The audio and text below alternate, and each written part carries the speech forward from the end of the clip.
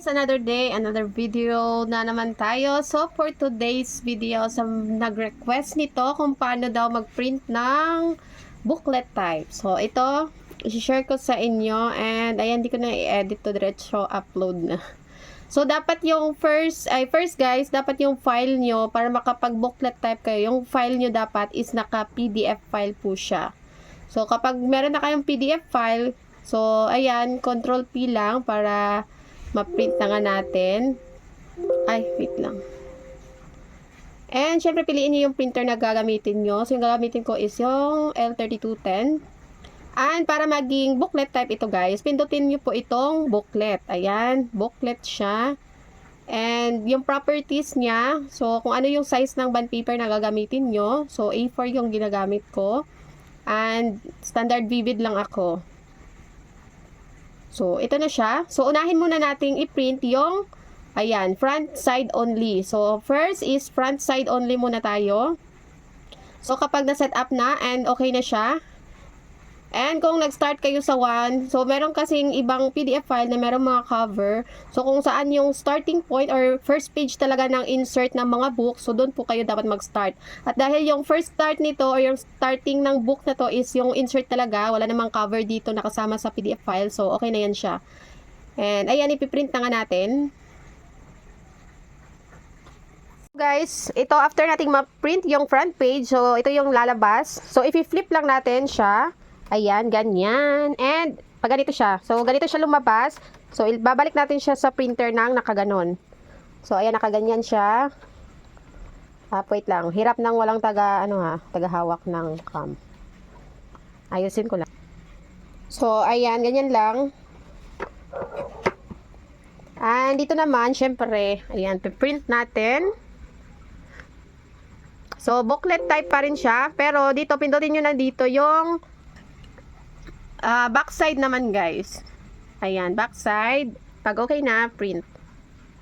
Habang nagpiprint nga ako ng mga insert natin, so ito, nagready na din ako dito ng ating pang-cover sa ating reading book nga. Printin ko nga pala itong cover niya sa 250 GSM na photo paper. Tapos, ayan, lalagyan nga natin siya ng matte na photo top. 230 GSM or 250 GSM, guys, pwedeng-pwede ng pang-cover ng notebook. Ikat lang natin yung exist na photo top dito sa gilid gamit ang gunting. Guys, ito, natapos na natin siyang i-print. Ayan, back-to-back na yan siya.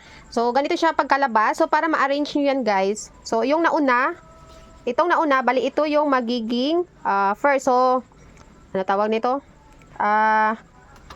Pa-reverse lang natin siya. So, ganyan yan siya. So, ipa-reverse lang natin. Ano ba? Tama ba pinagsasabi ko? So, ganyan. Isa-isahin nyo dapat and dapat walang magdoble para tama yung pagka-sunod-sunod ng inyong mga papel.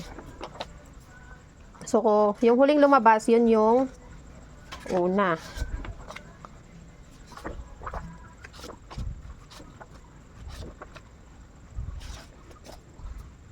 So, ayan. So, itak-tak lang natin.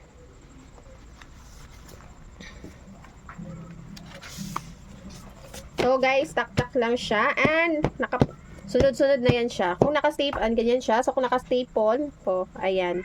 So, ito yung mauna. So, kung ikakat nyo naman siya, so, ganun din. Pag ganun siya. So, dahil maliit lang naman ito or manipis lang, so, gagamit lang tayo ng rotating stapler. So, ito na yung cover natin. And, syempre, ayan, lalagay natin dyan. And, dahil hindi ko makita kung saan yung gitna dito, so, magpo-fold tayo.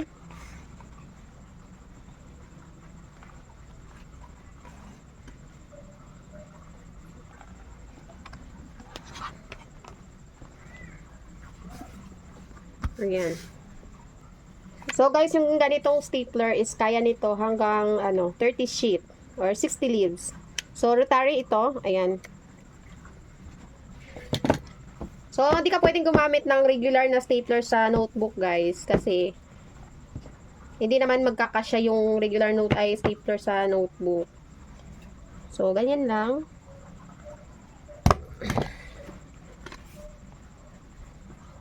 So, pag ganito, dalawang staple lang ako.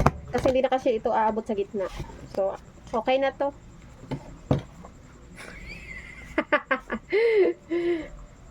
Tapos, ayan, po-fold nyo lang.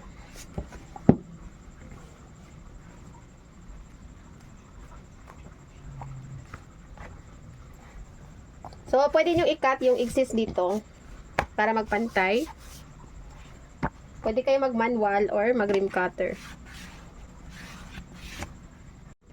So, ito na guys, ang ating final output. Ayan, nakat ko na dito, dito, at saka dito. O, diba? Apakabongga. Ayan, available din itong ating tarana at magbasa.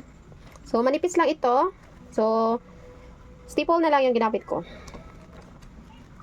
So, ayan lang.